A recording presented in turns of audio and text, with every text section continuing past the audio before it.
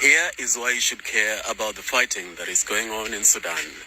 What's happening there is more than meets the eye, and it's time for the world to discuss the actual truth of what is going on there.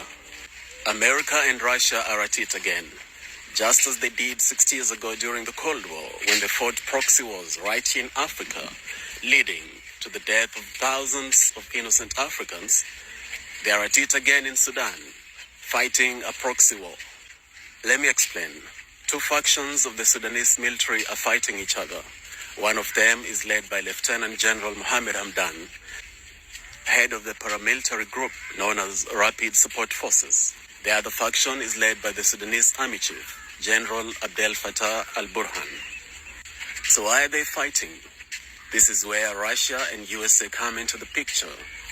You see, in the last couple of months, Russia has finalized a deal with Sudan to establish Russia's naval base in Sudan's Red Sea coast.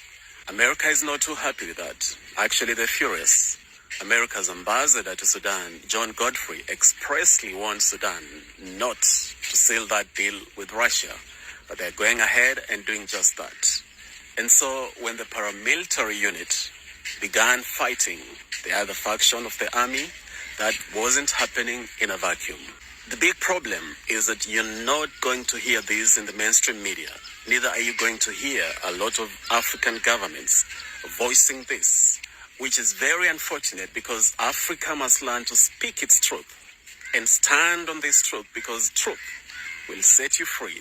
So it is left to the African people, we the African people, to speak this truth and tell America and Russia to get off Africa, to get their hands off Africa.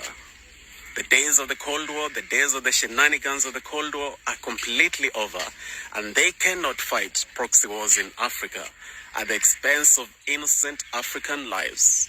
That has to stop. The fighting in Sudan must stop.